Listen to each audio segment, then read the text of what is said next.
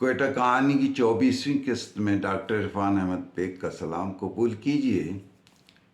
آج اس قسط میں کوئٹہ جو صوبائی مرکز بھی ہے، اب اس پر سرحد پار اثرات یعنی سینٹرل ایشیا کے، افغانستان کے اور ایران کے جو اثرات مرتب ہوئے، اس کی ثقافت، اس کی شہریت وغیرہ پہ۔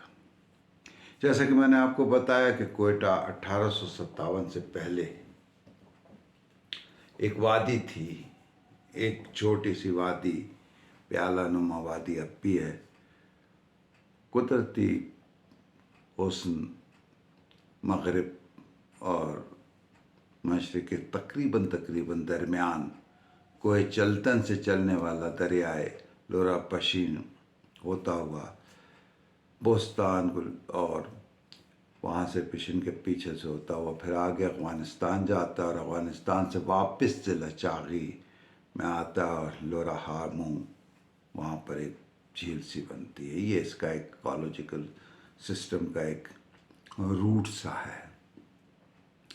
اور مشرق سے آپ کو شمال مشرق سے جو ولی تنگی سے بہتی شفاف پانی کی ندی ہے جو ہوڑک تک اور ہوڑک کے بعد آتی ہے، اور پھر چھاونی میں پانی تقسیم وغیرہ وغیرہ۔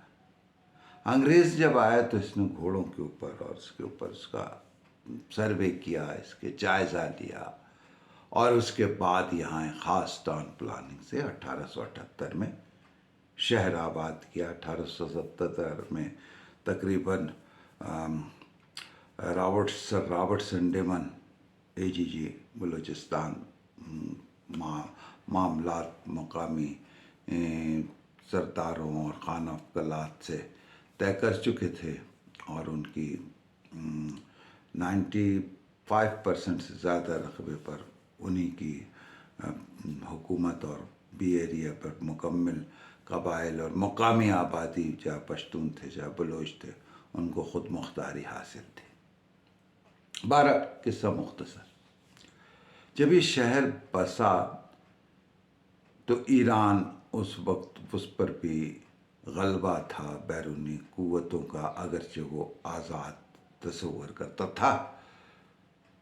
اسی طرح افغانستان بفر اسٹیٹ تھا، لیکن ترقی بھی افغانستان کی سچ نہیں تھی۔ اب اس کے درمیان ایک شہر کا بن جانا اور ایک نئے جدید شہر کا بننا، تو یہاں جو اولین لوگ آئے تو ایران سے ایرانی آئے، اور یہ ایرانی پیسہ لے کر آئے تھے جو یہاں پہ تجارت اور کاروبار میں انہوں نے اس کو انویسٹ کیا۔ اس میں ایک تو پارسی تھے اور دوسرے بہائی فرقے کے لوگ تھے۔ بہائی فرقے کے لوگوں نے زیادہ تر، جیسے بمبئی میں ان سے پہلے انہوں نے ہوٹل کھولے تھے، پارسیوں نے بھی ہوٹل کھولے تھے، لیکن یہ کہ جیسے کراچی میں کھولے، اسی طرح کوئٹہ میں یہ ایرانی ہوٹل کھولے۔ یہ ایرانی ہوٹل لگ بھگ 6-7 ہوٹل تھے، کیفے شیراز، سینٹرل ایرانی، ایرانی نمبر 9 اور اصفہان، کیفے اصفہان، اس طرح کے اس کے نام تھے۔ اور ان کی مجموعی طرح کی رہائش گاہ سمجھیے کچھ پٹیل روڈ پر تھے۔ جہاں تک پارسیوں کا تعلق تھا تو پارسی جو اب 1-2 رہ گئے ہیں، شاید ایک وہ ہمارے سماجی اور سیاسی نمائندگی کرتی ہیں، روشن خورشید بروچہ، اور اسی طرح کچھ روشنیاں، اور وہ ہیں جو یہاں پر وائن فیکٹری تھی پہلے، اس کی مالکن ہیں، آبادان مرحوم کی، یا آجہانی آبادان کی وائف ہے۔ اب 1-2 خاندان، مشکل سے 2-3 لوگ رہ گئے۔ جناح روڈ پر جب آئیے تو سنڈے من اسکول کے پیچھے، اور جناح روڈ پر यट रोड से ज़रा मुड़ते हुए इनकी एक कॉलोनी है, पारसी कॉलोनी, बड़े अच्छे बंगला नुमा उसमें मकानात मौजूद हैं और उसमें इनकी रिहाइश है। अब भी एक दो ख़ानदान रहते। जबकि उस ज़माने में जो पटेल बाग, जिसका पहले भी जिक्र क्या कर लिया था, शायद 2, 3, 4, 5 एकड़ के ऊपर, और दरमियान में जो अब ईदी सेंटर है, जिसको इस पारसी फैमिली ने ईदी, मौलाना अब्दुल ईदी जब आए थे यहाँ सेंटर खोलने, तो उन्होंने डोनेट कर दिया था, वक्फ कर दिया था, दे दिया था। ये था। एक और बड़ा अभी तक मौजूद है, जब आप रेलवे स्टेशन से सामने निकलते हैं, ज़गून रोड पर बिल्कुल बिलमुकाबिल, तो एक बंगला है, वो सबसे पुराना है और वो मार्कर हाउस है। तकरीबन 125-30 साल उसके हो गया। अब पारसी को अपना कोई कारोबार था, कुछ इन्होंने आइस फैक्ट्री खोली थी। ये जो पटेल के अभी जो आइस फैक्ट्री और जहाँ प्लाजा वलाजा बन गया, यहाँ सूबे की सबसे बड़ी फ्लोर मिल थी। तो ये इसके अलावा इनके बागात, ये सुमंगली रोड पर इनकी बहुत सी ज़मीनें, और वैसे भी तो ये दो फैमिली, ये दो नस्लें जो हैं वो ईरान से आई, कोयटा में आबाद हो गई। हमारे कोयटा के जैसे पेशावर के नज़दीक जलालाबाद है अफ़गानिस्तान का तारीख़ी और बड़ा अच्छा शहर, उसी तरह हमारे कोयटा के साथ जो है नज़दीक वो कंधार है। कंधार के लोग बड़े बरजस्ता, जिसको कहें जुगत, और ये मिजाजी तौर पर बड़े शोख, चंचल, इस तरह का मिजाज रखते हैं, लेकिन हुनरमंद भी हैं, पढ़े लिखे भी हैं। उसमें कई फैमिलियाँ वो ऐसी थी जिन्होंने यहाँ आकर यहाँ की सकाफ़त को फ़रोग़ दिया, और उसमें बहुत से लोग हैं जिसका अगर एक का नाम लूँ तो दूसरा रह जाएगा, दूसरे का नाम लूँ तीसरा रह जाएगा। और एक बात है कि पाकिस्तान में सुनहर पेशे के जो दो अंदाज हैं या दो शोबे, या फिर उसकी डिज़ाइनिंग वगैरह के हवाले से, एक मुल्तान एग्जिस्ट करता है और दूसरा कंधार। बलूचिस्तान कोयटा में ज़्यादातर कंधार के डिज़ाइन और उसके ये रिवायती, अब तो कुछ मशीनों से भी बनने लगे ना जेवर, उस ज़माने में सिर्फ हाथ से वो होता था, और बड़े बड़े ज़बरदस्त कारीगर, ये भी एक फैक्टर रहा।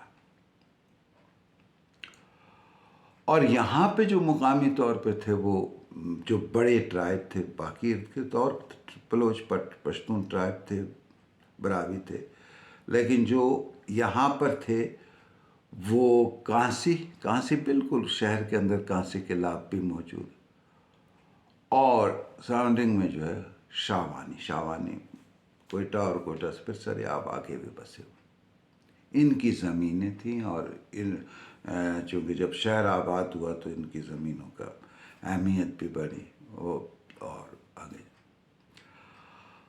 अब इसके अंदाज जो थे उस वक्त कहलाने के, लिबास के एतबार से और उसके एतबार से देखा जाए तो मैं बचपन में देखता हूँ उस ज़माने में यहाँ कोयटा में इन सकाफ़तों के इम्तिज़ाज से अगर देखें तो एक टोपी पहनी जाती थी, उसे आज भी उसका बड़ा मकाम है, जो लोग पहनते वो कराकुल कहलाती। उस ज़माने में उसकी 3-4 दुकानें थीं। एक शायद गालबन अभी तक कंधारी बाज़ार यानी इकबाल रोड पर है। वो कराकुल जो है ख़ास किस्म की भेड़, जब वो उसका बच्चा को 5.5 महीने बाद 5.5 पैदा होता है, तो पैदाइश से कुछ दिन पहले इसको ज़िबा करके उस बच्चे को निकाल के उसकी खाल को साफ करके वो किया जाता। 3 कलर की एक आपको कराकुल टोपी मिलती थी, एक मस्टर्ड कलर की, एक ग्रे, और एक कदरे सुरमई लेकिन ज़्यादा सफ़ेद। یہ ٹوپیاں اس زمانے میں جب سونا 150-200 روپے تولہ تھا سوری، تو اس وقت یہ 400-500 روپے کی ایک ٹوپی ملتی تھی. آج آپ اس کا اندازہ لگا سکتے. اسی طرح کوئٹہ کی ایک مشہور نوروزی چپل آج بھی مشہور ہے، لیکن اس وقت بھی مشہور تھی. اسی طرح جب وہ کاریگر جو کوئٹہ کے تھے، جب قائد اعظم یہاں تشریف لائے تو ان کو بھی ایک چپل کا جوڑا عقیدت پیش کیا گیا. تو انہوں نے کہا اس میں کیا کمال ہے؟ تو انہوں نے ترازو منگوایا کاریگر نے، اور دونوں چپل دو پلڑوں میں رکھے، دونوں کے وزن میں رتی پر فرق نہیں تھا. بہرحال آج بھی اس کی کوالٹی جو ہے وہ مانی جاتی ہے.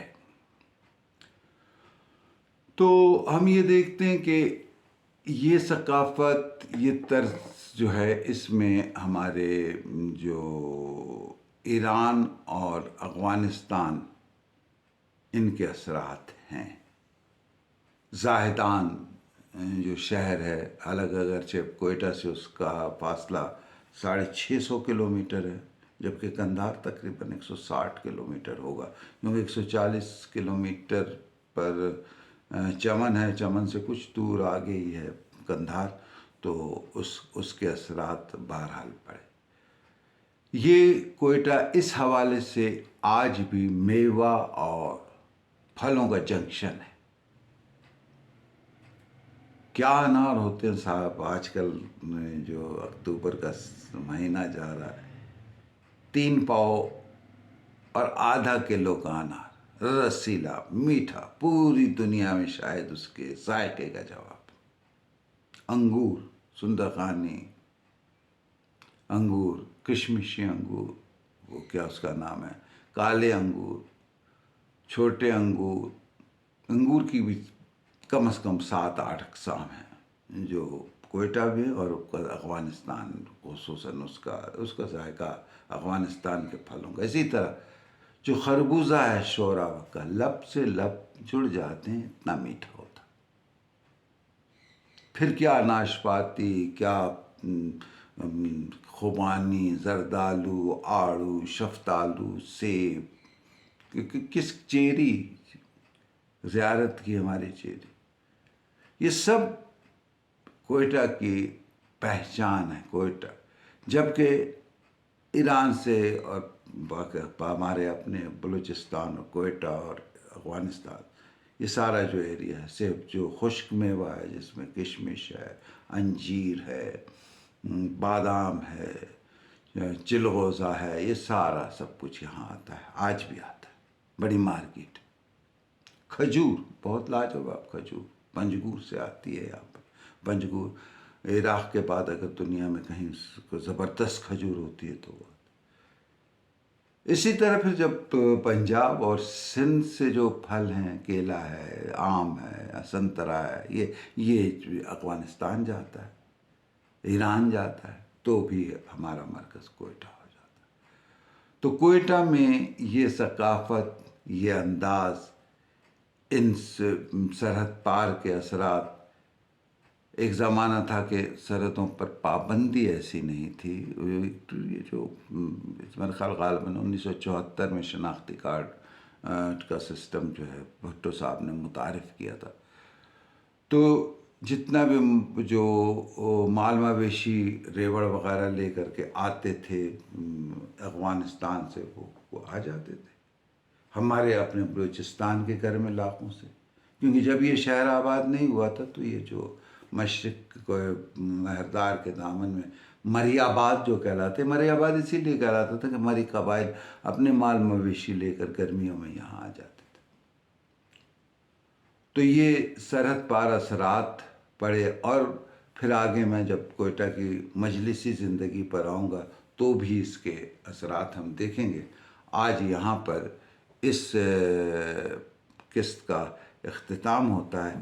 ڈاکٹر عرفان بیگ کو اجازت دیجیے. دعاؤں میں یاد رکھیے.